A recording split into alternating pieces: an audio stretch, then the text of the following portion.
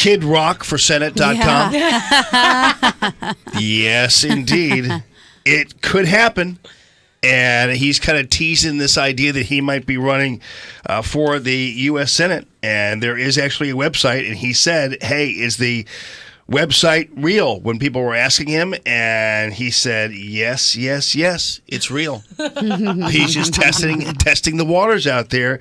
And it would be it would be Michigan where he'd be challenging the Democrat there. So we'll see how it all goes. Speaking of the U.S. Senate, ladies and gentlemen, we have State Representative Paul Curtman here. He is a Marine. He's a great guy, strong constitutional conservative. First time I met him, I think he handed me a pocket constitution. I think, Paul Curtman. Probably. A long time ago. And we have the big setup now for the potential of a big race to unseat U.S. Senator Claire McCaskill. The assumption is she's going to run. It's not a foregone conclusion she will.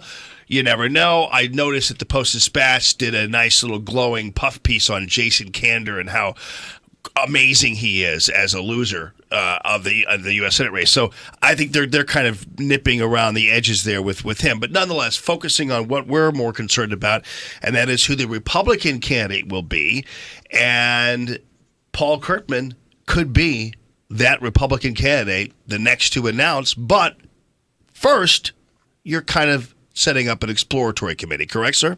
That's right. You know, about, I think 8 years ago this month, I kind of landed on the political radar for a lot of conservatives in Missouri when I challenged Claire McCaskill on the constitutionality of Obamacare at a town hall meeting.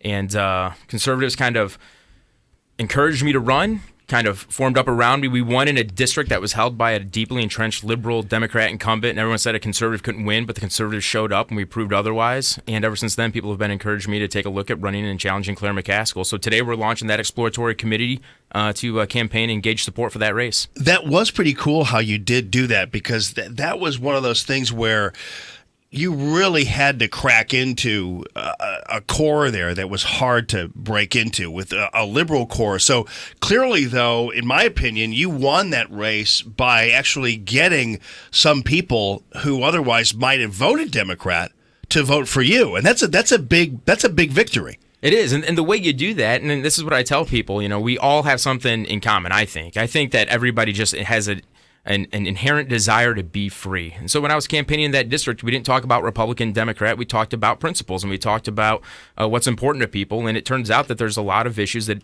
Democrats and liberals will agree that they really value their freedom on, and that's what we talk about. I think we saw a lot of that happening with the election of President Trump. I mean, and oddly enough, there were conservatives who were very suspicious of him, and clearly there were liberals who were very suspicious of him.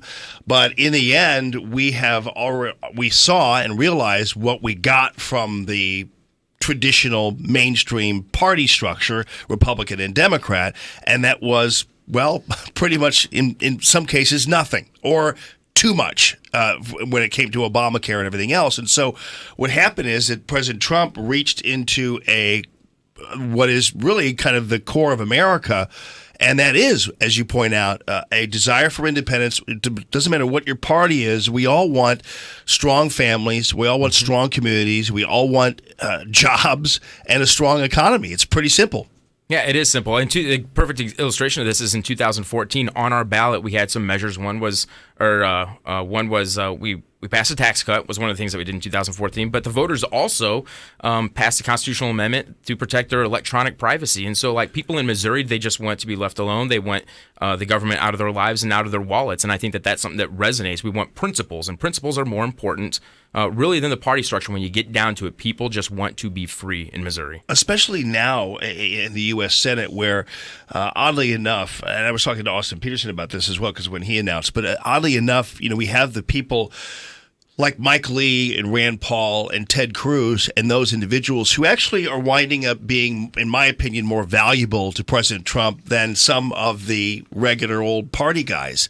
And these guys were the most suspicious of President Trump at the time, but now are on board because they've seen a path to a person who listens, and they've also seen an opening there in terms of Americans with their eyes and ears open to more of the constitutional conservatism that I think, as you point out, affects everybody regardless of your party.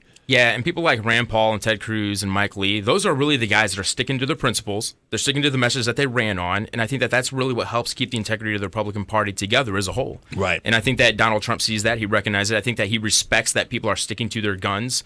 And I think that that's why he's willing to have these conversations with them and strike a good deal. He campaigned on striking good deals, and so he has to go to people like that. And I think that we're going to see a full repeal of Obamacare. I like how you have been throughout your career in Jefferson City cautious about your legislative pursuits. I mean, you haven't been just kind of what happens a lot of times we get people in down there and they're just throwing out bills left and right to see whether they stick. But you try to choose issues that you know are valuable to everybody. And can you name a few in terms of Sure. of how you approach that? Sure. Let's talk about tax policy, for example.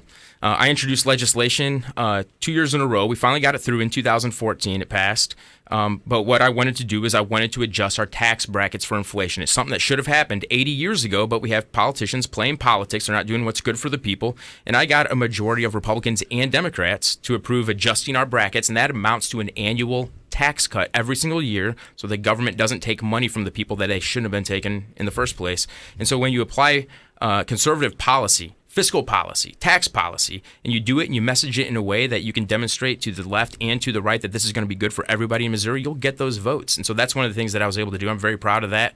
And this year was the first year, actually, that our brackets have begun to adjust for inflation. Yeah, I know you have a lot of respect down there among even Democrats, so that's a lot of cred right there. How do you then move forward? Like, what's going to happen here? Okay, so we have, it's not Kid Rock for Senate. Is it Paul Curtman for Senate here?